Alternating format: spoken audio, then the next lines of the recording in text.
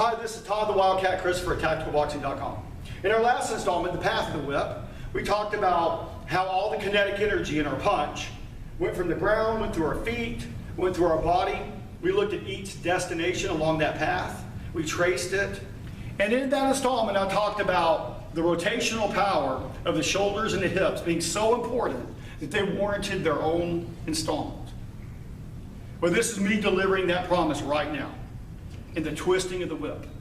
And in this installment, installment 10, the twisting of the whip, we're going to talk about how a real-life punch gets its power from the twist, just like a real-life whip gets its power from its twist. Watch this clip for a great illustration about what we're talking about here.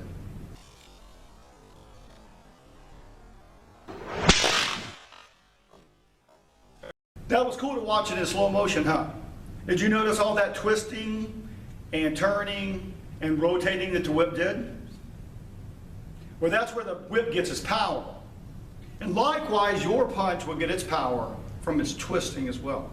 The twisting of the whip is going to be in several parts, but there's going to be two main segments. The first is the twisting of your torso. And the second is going to be the twisting of your fist. And we're going to talk about how these two forces are going to combine together, and they're going to work in tandem to deliver maximum damage, maximum twisting power into your punch.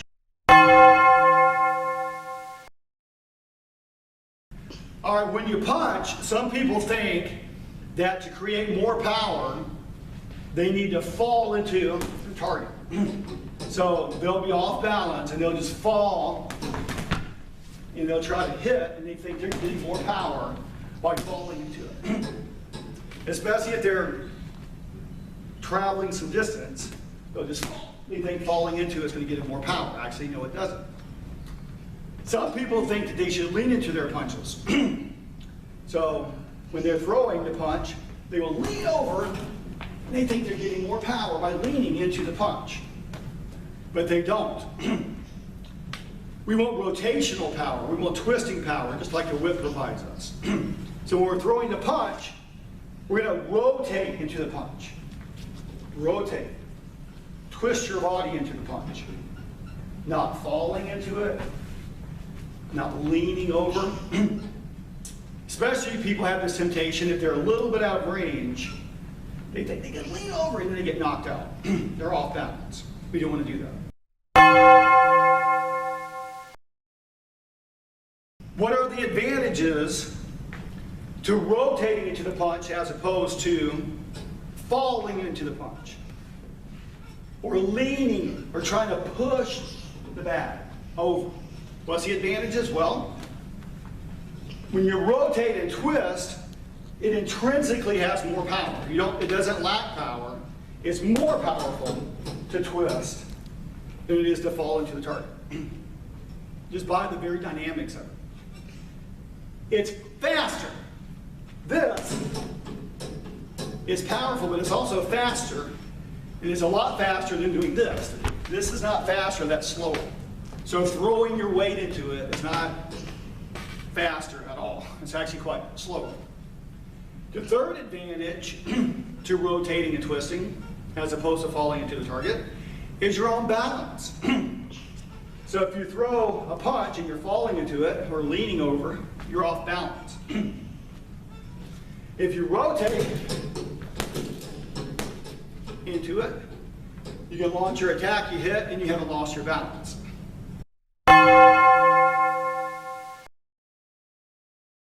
So what's the advantages of being on balance? Well, the advantages are too numerous to list. But just to name a few, one huge advantage to being on balance is you can have good combinations. If I can throw an attack and still be on balance, then I'm optimized for follow-up hits. If I throw a jab and I'm on balance, then I can very quickly throw the next punch in the series of punches, and I can throw a right cross. And if I'm still on balance, I can throw a left hook. I can throw an uppercut. I can throw anything I want, and I'm on balance. If I throw and I'm off balance, or I lean into it, then I just effectively destroyed the combination. I really can't do a combination at all.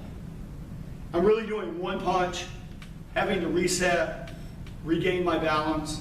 I'm wasting time resetting each time because I'm having sloppy technique and I'm losing my balance.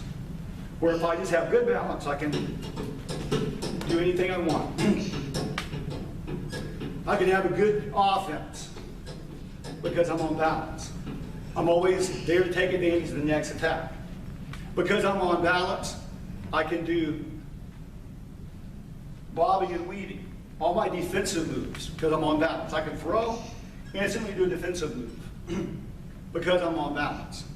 It helps my offense, my defense, my combinations. I'm going to be a lot less likely to get tired as fast because I have an efficiency of movement because I'm on balance. I'm not having to always regain my balance. I'm not going to be able to be counterpunched because I have good balance. Someone can throw at me. I'm on balance. I can see it. And I can slip it. I can ruin someone's counter.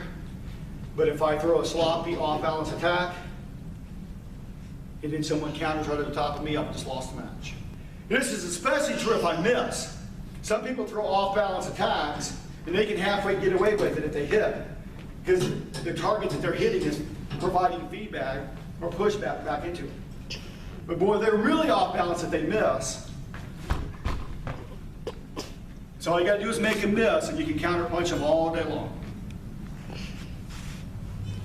Not so if you're on balance. If you miss, and you're on balance, no problem. No problem.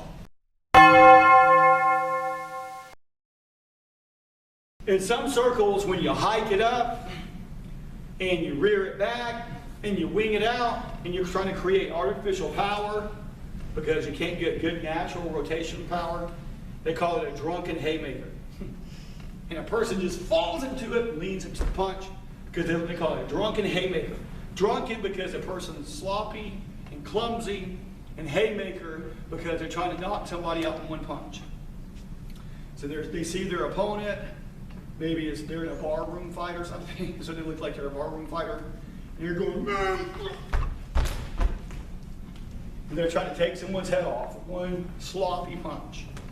And it might work against an untrained fighter, but if you do a drunken haymaker punch against a trained fighter, you're going to be picking yourself off the floor when you wake up 2 hours later. So no drunken haymakers. We're going to be professional fighters. Okay? Now, a lot of these things we're talking about, obviously someone's not going to usually be that clumsy like that. But I'm exaggerating a little bit on purpose to kind of make a point. So you might not fall on the floor when you throw a punch, but you're still leaning. You're still throwing your balance off. You're still hiking, but you're still doing all of those bad habits in some degree or another, and it's making you a bad fighter. We're going to teach you some good technique. We're going to teach you how to punch like a whip here at the Tactical Boxing Series.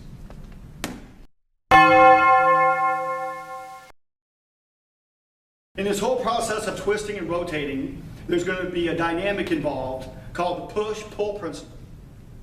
There's going to be a twisting of our hips, a twisting of our shoulders, a twisting of our feet, and a twisting of our thighs, and a twisting of our guard or arms. We'll talk more about the push-pull in a minute, but let's start with the hips.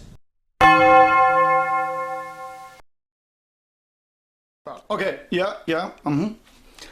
Okay, so Bob says that people debate about it in kinesiology and the martial arts and other places. They debate about exactly what it is, but it's really your hips, where the consensus is saying belly button area, your abs, all of this has to be strong. Yep, this better be strong, Bob says, because if this is weak, you're not going to be able to take a shot. You're going to get hit here, and you're going to be knocked out. If this is weak, you're not going to have any balance, you're not going to have any power, you're not going to have any strength. This, if you respect this, is going to protect you from injury. It's going to give you a host of benefits. If you disrespect your core, you're going to have a host of problems, so you better respect it. It's really the point of origin and the source of everything, really. Everything better come from your core, from your hips, your attacks, your defenses, your balance, everything. If it comes from this, originates from this is going to be strong. If it goes away from this, the further you get away from that, the weaker your attacks are getting. Many times when people punch, they like to use the arm. They like to arm punch. We've talked about that before. We should be using our body. We need to use our hips in this process. So to help teach us that, I've developed an exercise called the look ma, no hands exercise. So what does that exercise look like? Well, I'm glad you asked. Okay, for one, let's take the culprit out of the way and take the arm out of the equation, and we'll isolate it down to just the hips. Sometimes when you have bad technique, the best thing to do is to isolate the different aspects of things, perfect those aspects, and then put it back together, each isolated piece, until you have a really powerful overall technique of something. So what does that look like in this case? Well, the look ma, no hands takes the arm out of the equation, and we're going to add just the one element. We're going to isolate it down to just the hips. So what does that look like? Well, we're just going to keep our arms up here in their guard, and we're just going to use our hip. And I'm almost going to pretend like I'm trying to punch this bag with my hip. See? And can I strike this bag with my hip and actually move the bag with just my hip, taking the arms out of the equation? You can also pretend like there's a dagger on your hip, and you're trying to stab your opponent with that dagger. So we're going to throw this punch just using our hip with the arms out of the equation. It looks like this. So I want you to try this 7 times.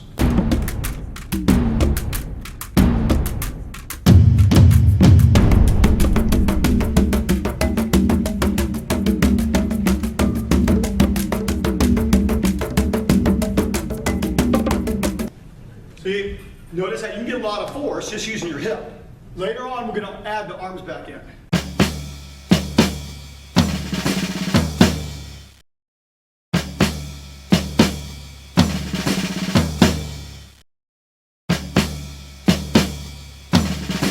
Well, until our next installment, remember, the more sweat in the gym, the less blood in the ring.